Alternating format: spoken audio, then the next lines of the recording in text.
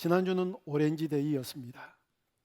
그래서 지난 주일날 무슨 말씀을 함께 나누었는지 복습해야지요. 다 잊어먹으셨을 거예요. 지난 주일날 디모데에 관한 얘기를 했었지요. 디모데는 많은 사람들에게 칭찬받는 바울의 훌륭한 동역자였습니다. 그리고 빌립보 교회 성도들이 처한 사정, 이런 것들을 잘 알아서 마치 자기 일처럼 처리해 나갔던 그런 훌륭한 목회자이기도 했었지요. 하지만 빌립보 교회의 성도들이 어떻다라고 성경이 지적을 하는가 하면, 빌립보 성도들은 자기 일을 구하고 예수의 일을 구하지 않는다, 그런 사람들이라고 얘기를 했거든요.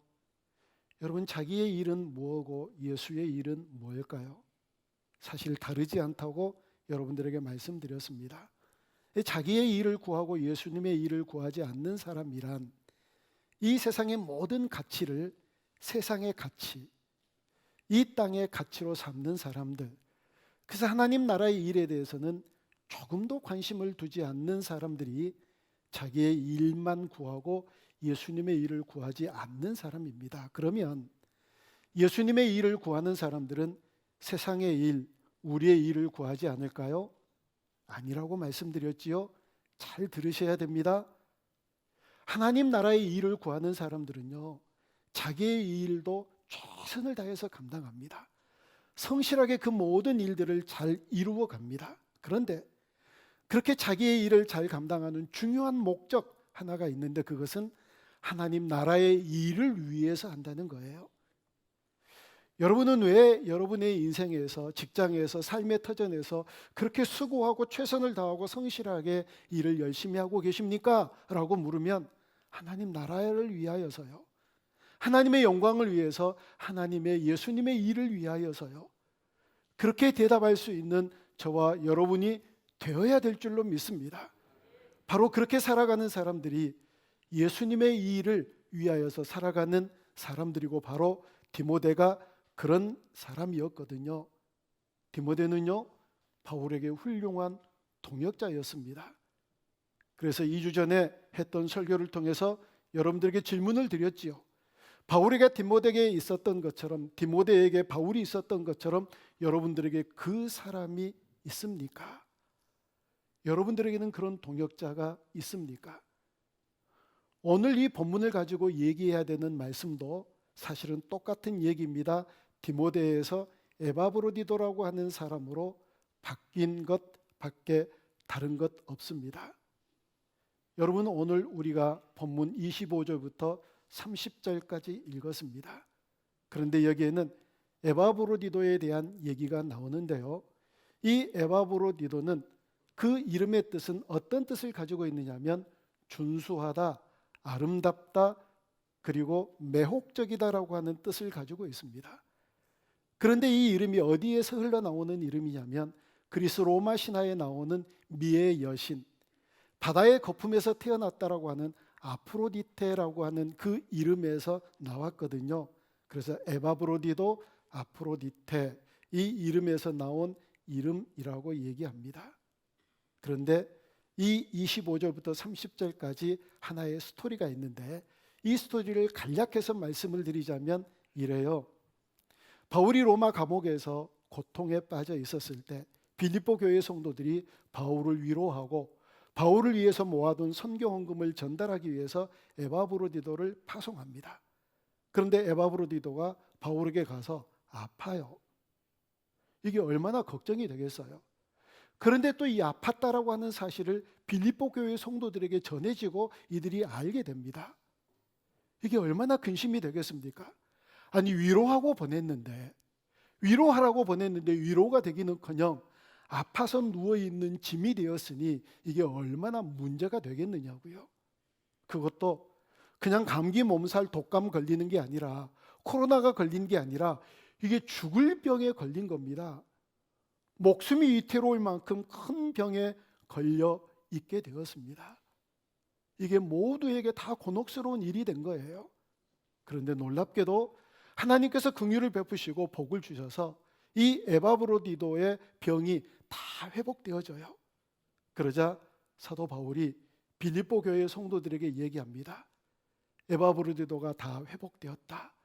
그래서 이제 에바브로디도를 내가 너희들에게 보낸다. 너희들은 그를 중요한 인물로 귀중하게 그를 맞아들여라. 이 얘기가 25절부터 30절까지 얘기인데, 사도 바울이 이 에바브로디도를 향하여서 뭐라고 얘기를 하느냐면 네 가지로 표현을 합니다. 첫 번째는 그는 나의 형제다. 그는 나와 함께 수고한 자다. 그는 나와 함께 된 군사다. 그는 너희에게 보낸 사자다. 얼마나 놀라운 표현인지 모릅니다. 이게 정말 굉장한 표현이거든요. 어떻게 에바브로디도를 향하여서 그와 같은 표현을 할 수 있을까? 마치 바울이 디모데가 훌륭한 동역자였던 것처럼 못지않는 그런 동역자로 에바브로디도를 그렇게 표현하고 다시 빌립보 교회에게 보낸다라고 얘기를 하고 있거든요. 바울에게 행복이 느껴집니다. 비록 감옥에 있었지만 디모데와 같은 동역자가 있었고 에바브로디도와 같은 그런 동역자가 있었기 때문에 바울이 얼마나 행복했을까요? 여러분, 그런 동역자가 여러분에게는 있으신가요? 함께할 동역자요. 그런 공동체를 여기에서 만들어 가야 되거든요. 제가 그런 얘기 종종 해요. 누가 온다고 그래요. 우리가 모여 있는데 어떤 집사님이 온대. 그러면 야 가자 하고 가는 그런 존재입니까? 아니면 모여서 이제 가려고 그러는데 누가 온대. 야 얼굴이나 보고 가자. 그런 존재입니까? 여러분은 어떤 사람으로 살고 있습니까? 이게 굉장히 중요하거든요. 에바브로디도는 바울에게 그렇게 중요한 동역자였습니다. 그 네 가지로 표현을 했거든요. 첫째는 형제라고 얘기를 해요. 여러분, 이게 얼마나 놀라운 호칭이냐면 바울은 유대인이고 에바브로디도는 이방인이니까요. 유대인들은 이방인들을 사람 취급 안 했어요. 그들에게 감사기도 제목 목록에 하나 끼어 있었거든요. 하나님, 우리로 하여금 이방인으로 태어나게 해주시지 않아서 감사합니다.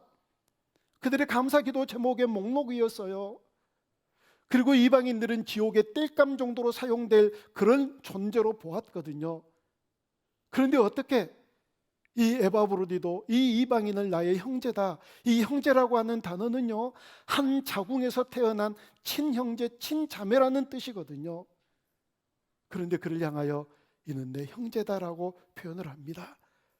그렇게 얘기할 만한 동역자들이 있으십니까? 있으셔야 됩니다. 꼭 만드실 수 있기를 주님의 이름으로 축복합니다. 그리고 함께 수고한 형제라고 얘기합니다. 함께 수고한 자, 동역자라는 거예요. 여러분, 바울과 에바브로디도는요, 격이 달라요. 걸어온 역사가 다르고 품격이 다르고 경험이 다르고 사역이 달라요. 어떻게 함께 한 레벨에 올려놓고 그를 나의 동역자라고 얘기할 수 있는지. 여러분, 세상은 어쩌면 그럴런지는 몰라도 교회 안에서는요, 높낮이가 없거든요. 모두가 동역자이거든요. 그래서 분명히 에바브로디도를 향하여서 그는 나와 함께 수고한 자다, 나의 동역자다라고 얘기를 했거든요. 여러분, 담임 목사와 모든 교역자들이 다 동역자입니다. 교우 직원들도 함께 동역자입니다. 모든 성도들이 우리 예수 그리스도 안에서 함께 동역자가 된 줄로 믿습니다. 우리 다가 동역자입니다. 그리고 그는 함께 군사된 자라고 그렇게 얘기를 해요. 여러분, 군사, 전우라는 뜻이거든요. 전우 노래 아시죠? 전우의 시체를 넘고 넘어. 어떤 사람이 승진 시험을 이제 치루어 나가고 있는데 딱 한 번 시험으로 끝나지 않잖아요. 시험이 여러 차례 면접, 실기, 필기 많이 있잖아요. 그런데 거기에서 그 노래를 부릅니다. 전우의 시체를 넘고 넘어. 무슨 의미일까요? 함께 경쟁하는 그 전우가 죽어야 자기들이 그 시체를 넘고 넘어서 승진하니까, 그 시험에 합격하니까, 그래서 출세하고 성공하니까. 세상 사람들이라는 그래요, 여러분. 세상 사람들의 공동체란 그런 공동체거든요. 그러나 우리 공동체는 그런 공동체가 아니에요. 고대에서 전쟁을 하다 보면 서로 방패를 그 틈을 타고 들어오지 못하도록, 화살과 창이 뚫지 못하도록 서로 방패와 방패를 연대어 맞춰서, 발에 발을 맞춰서 함께 전진하잖아요. 함께 앞으로 나아가잖아요. 죽어도 함께 죽고 살아도 함께 살자는 그런 마음으로 나가는 전우요. 사도 바울은 에바브로디도를 그런 전우로 생각을 했고요.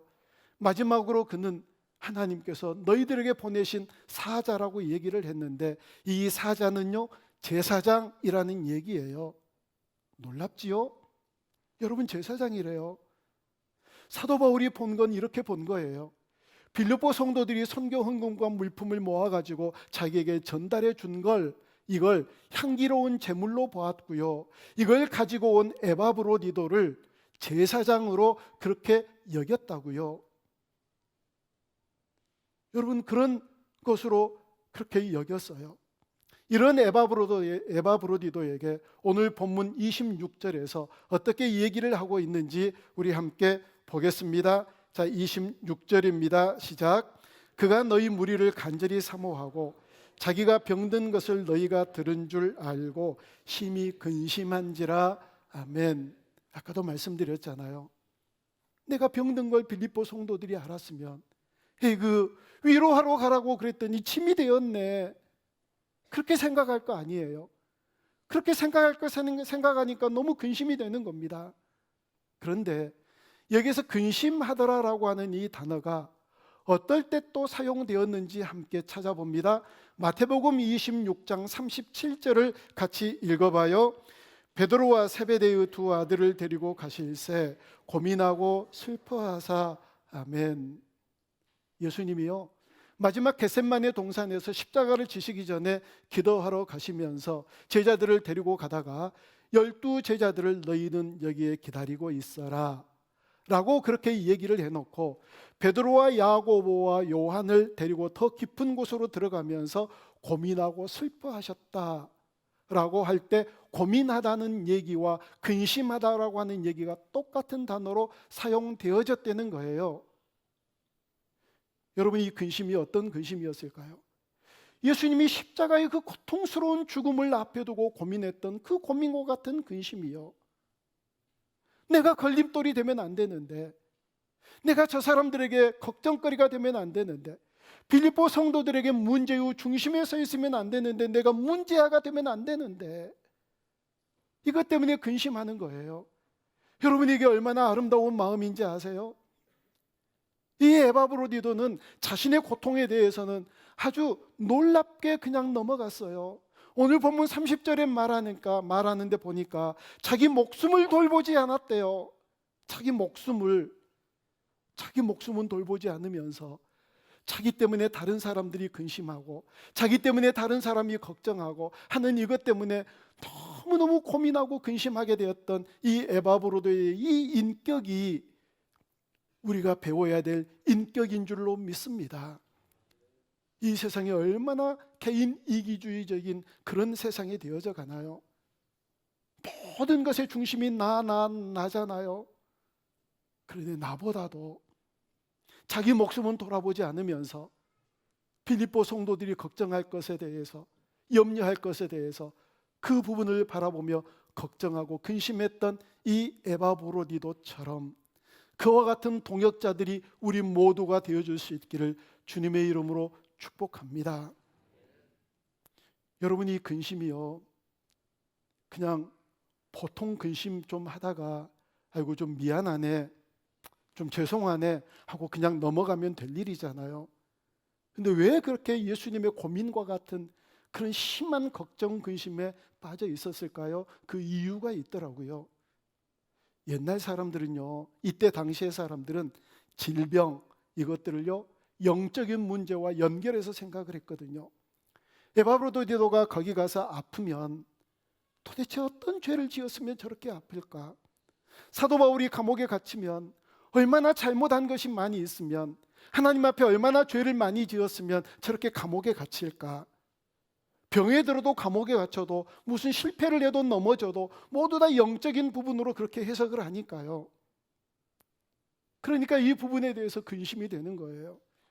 사도 바울이 과거에 갈라디아 성도들을 향하여서 그런 일들이 있었거든요. 갈라디아서 4장 13절부터 15절 한 절 한 절을 우리 같이 한번 보겠습니다. 먼저 13절을 제가 한번 읽어드려 볼게요. 내가 처음에 육체의 약함으로 말미암아 너희에게 복음을 전하는 것을 너희가 아는 바라. 육체가 연약해졌을 때 그것으로 복음을 전했대요. 육체가 연약해졌음에도 불구하고 씩씩하게 복음을 전한 게 아니라 연약해졌는데 힘들고 아픈데 복음을 전했대요. 그런데 이렇게 전했을 때 어떤 경우에 이게 시험이 될 수가 있잖아요. 아니, 네가 믿는 하나님이 너 안 고쳐주더냐? 아니, 너나 좀 제대로 좀 건강 좀 해라. 이런 얘기 들을 수 있잖아요. 그래서 15절에서 뭐라고 얘기를 하는지 우리 같이 한번 15절을 읽어봅니다. 4장 15절이에요. 14절. 죄송해요. 14절 시작. 너희를 시험하는 것이 내 육체에 있으되 이것을 너희가 업신 여기지도 아니하며 버리지도 아니하고 오직 나를 하나님의 천사와 같이 또는 그리스도 예수와 같이 영접하였도다. 아멘. 그렇게 육신이 연약함에도 불구하고 복음을 전했는데 그것 때문에 업신여기지 않았대요. 그것 때문에 시험 당하지 않았대요. 오히려 하나님께서 보내신 천사처럼 영접했대요. 오히려 예수님을 영접한 것처럼 영접했대요. 어떤 연약함 때문에 업신여기지 아니하고 서로 그 연약함을 메꾸어주고 오히려 더 힘이 되어주고 위로가 되어주는 그런 동역자들이 많이 있는 교회, 복된 천국 공동체가 되어줄 줄로 믿습니다. 사도 바울이 갈라디아 교회 성도들을 향하여서 바로 그 고백을 하고 있는 거예요. 그렇구나. 내 연약함이 시험거리가 되지 않고 업신여기지 아니하고 어떻게 그렇게 영접할 수 있는가? 어떻게 그 연약함을 돌볼 수 있는가? 그런 공동체가 되어지기를 간절히 바랬거든요. 여러분, 우리도 그런 공동체 되어야지요. 과연 그런 사람이 우리 주변에 있는가? 아니, 내가 또 그런 사람이 되어지고 있는가? 감사하게도요, 하나님께서 에바브로디도의 병을 고쳐주셨어요. 그래서 회복되어서 빌립보 교회에 다시 보내려고 하면서 오늘 본문 30절에서 뭐라고 얘기를 하고 있는지 우리 다시 한번 같이 읽어봅니다. 시작. 그가 그리스도의 일을 위하여 죽기에 이르러도 자기 목숨을 돌보지 아니한 것은 나를 섬기는 너희의 일에 부족함을 채우려 함이니라. 아멘. 에바브로디도가 자기 목숨을 돌보지 아니하고 사도 바울을 섬겼다라고 할 때 이 섬긴다라고 하는 단어는요, 헬라어로 어떻게 이 얘기를 하느냐면 레이투르기아라고 얘기를 해요. 제사장의 성직이라고 하는 뜻이에요. 아니, 섬기는 일이 제사장의 성직이래요. 그런데 이미 그런 기록이 있거든요. 우리 빌립보서 2장 17절 말씀을 같이 읽어봐요. 만일 너희 믿음의 제물과 섬김 위에 내가 나를 전제로 드릴지라도 나는 기뻐하고 너희 무료와 함께 기뻐하리니. 아멘. 자, 이 말씀을 들여다보세요. 너희 믿음의 제물, 섬김 위에 내가 나를 전제, 이 모든 섬김과 드림과 이 헌신과 봉사를 제의적인 표현을 쓴 거예요. 제사를 드리는 표현을 다 쓴 겁니다. 아니, 실제로 그렇게 표현을 한 게 또 빌립보서에 나와 있거든요. 빌립보서 4장 18절을 같이 읽습니다. 내게는 모든 것이 있고 또 풍부한지라 에바르드 편에 너희가 준 것을 받음으로 내가 풍족하니 이는 받으실 만한 향기로운 제물이요 하나님을 기쁘시게 한 것이라. 아멘. 이것이 향기로운 제물이래요. 돈 몇 푼 건네주는 것, 이것이 아니라 뭐 모아가지고 그냥 주는 게 아니라 이게 향기로운 제물이랍니다. 자, 여러분 기억하십시다. 아까 구딜센터에 대한 얘기했었죠. 우리가 누군가를, 성도들을 서로 섬기는 이 일, 우리가 유학생들을, 지금 여기 앞에 유학생들이 와 있어요. 이 유학생들을 섬기는 이 일은 어떤 일이냐면 제사장이 하는 성직과 똑같은 일이라는 거예요. 우리가 그들을 위해서 헌금하고 구호 물품을 보내고 그것들을 나누는 이것은 하나님 앞에 드리는 향기로운 제물인 줄로 믿습니다. 성경이 그렇게 얘기를 하고 있어요. 전 목사가 영리해가지고 구딜센터 회원을 모집하기 위해서 어떻게 이 말씀을 가져다가 저렇게 기가 막히게 꽤 맞추나, 그런 생각 혹시 하고 계신 분 계신가요? 아니요. 저 설교하면서 알았어요. 어떻게 이렇게 기가 막힌 말씀을 오늘 이 말씀에 우리가 해야 될 이 사역에 똑같이 주시는지, 어떻게 이렇게 알고 주시는지 소름이 끼쳐요. 소름이. 여러분, 우리가 하는 이 섬김이 제사장의 성직이라고요. 우리가 드리는 모든 게 향기로운 제물이라고요. 그런 동역자들이 되어야 된다고요. 그런 동역자들이 많아지고 그런 섬기는 자들이 많아질 때 우리 교회가 천국 공동체가 되어질 줄로 믿습니다. 우리가 다 제사장의 성직을 행하는 그런 멋진 거룩한 주의 도구들이, 일꾼들이 되어지는 줄로 믿습니다. 정말 그런 사람이거든요. 그런 공동체가 되어야 되거든요. 다 제사장의 성직 역할을 하고 우리가 드리는 모든 마음들이 함께 쏟아내는 주님의 사랑이 향기로운 제물이 되어 하나님이 기쁘시게 받으시는 아름다운 제물 되어져야 될 줄로 믿습니다. 이제 여기쯤에서 오늘 설교 제목의 비밀을 풀어야 돼요. 에바브로디도와 그때 그 도마뱀, 궁금하시죠? 500원도 안 받고 이제 말씀드려야지요. 최초로 예배 시간에 여러분들에게 스마트를 검색할 수 있는 기회를 드립니다. 그때 그 도마뱀 검색 시작. 언능 한번 해보세요. 그때 그 도마뱀. 아예 스마트폰은 예배 시간에 안 가지고 오신 여러분들에게 경의를 표합니다. 가지고 오신 여러분들은 빨리 검색해 보세요. 바로 나오지요. 시인 도종환 씨가 지은, 국회의원이고 장관인 도종환 씨가 지은 그때 그 도마뱀은 무슨 표정을 지었을까? 이 책 이름이에요. 자, 저 도마뱀 꼬리를 한번 봐보세요. 어떻게 돼 있죠? 뭐가 박혀 있어요? 못이 박혀 있어요. 이 얘기는 실화를 바탕으로 한 책이에요. 1964년쯤 됐을까요? 일본 도쿄 올림픽에서 스타디움을 건설하려고 그러는데 스타디움이 너무 좁은 거예요. 이걸 좀 확장해야 되겠다라고 생각을 하고 주변에 있는 집들을 사들여서 이걸 확장해 나가는데, 집을 사들이면 그 집을 헐어야지요. 그런데 3년 지은 지 3년 된 어떤 집을 헐기 시작하는데 지붕을 뜯었는데, 지붕을 뜯어놓고 보니까 어떤 도마뱀이 못에 박혀 있는 거예요. 그런데 놀랍게도 살아있어요. 지은 지 3년 됐는데 그때 못을 박았을 텐데 주인에게 중간에 얼마 전에 못을 박은 적이 있느냐? 없어요. 누가 지붕을 뜯겠어요? 3년 전에 지은 이 집 지붕에 못이 박혀 있어요. 이건 너무 놀라운 거죠. 어떻게 3년 동안 이 도마뱀이 살아있을까? 그 지붕을 계속 집을 허는 것을 중단하고 이 도마뱀이 어떻게 살아있는가를 사흘 동안 지켜보았더니 다른 도마뱀이 계속해서 먹이를 물어다 주는 거예요.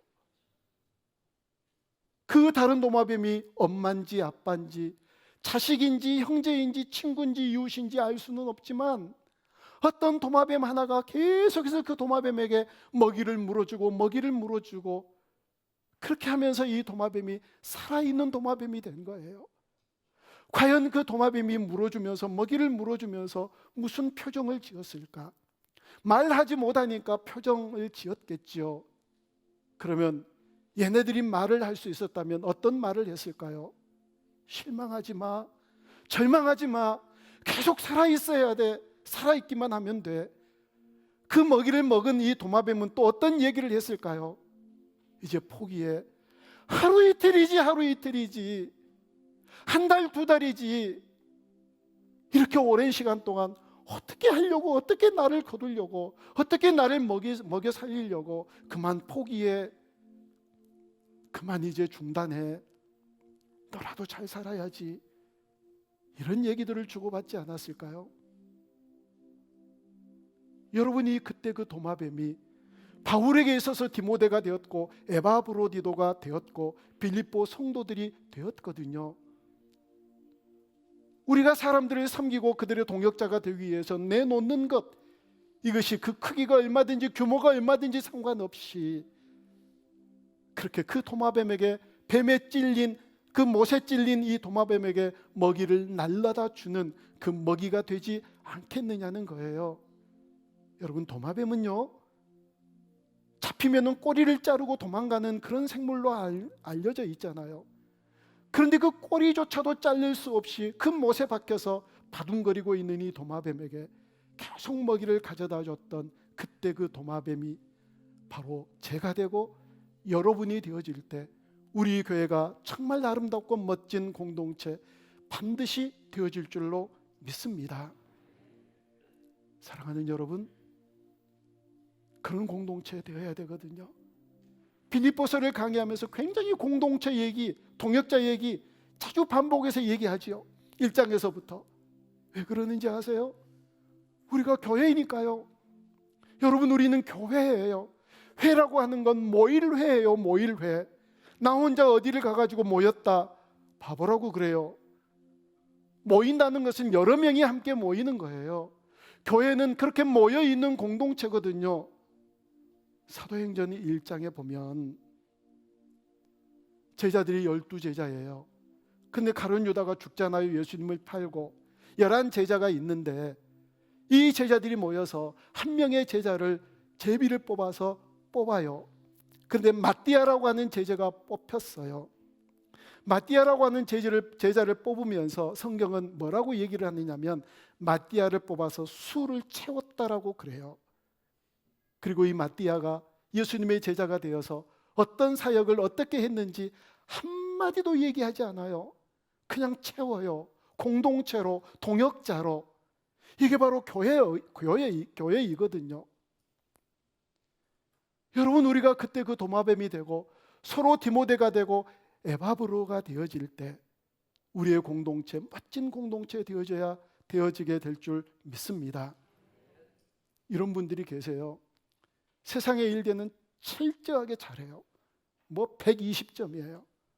그런데 주님의 일에 대해서, 함께 공동체된 이런 사역에 대해서는, 함께 협력하는 일에 대해서는 정말 못하시는 분들이 계시거든요. 이런 분들에게 오늘 주시는 얘기예요. 그때 그 도마뱀 되어야지요. 디모데가 되고 에바브로도가 되어야지요. 그럴 때 멋진 공동체 되어질 수 있으니까요. 하나님이 우리 교회를 향하여 원하시는 게 바로 그거예요. 기억하십시다. 2주 전에 청양고추 얘기를 했더니 설교 말씀은 다 까먹고 청양고추만 기억하고 계신 분들이 있어가지고 권사님에게 안경이 10개, 안경을 쓰고 청양고추를 자르면 괜찮다고 안경 10개가 답지했대요. 직접 사주는 게 아니라 말로. 그 청양고추는 잊어버려도 돼요. 근데 오늘 이 도마뱀은 잊으시면 안 돼요. 그때 그 도마뱀은 무슨 표정을 지었을까? 무슨 말을 했을까? 그 도마뱀이 되어서 하나님이 정말 기뻐하시고 우리도 행복한 그런 아름다운 천국 공동체 만들어가는 저와 여러분들이 다 되어줄 수 있기를 주님의 이름으로 축복합니다.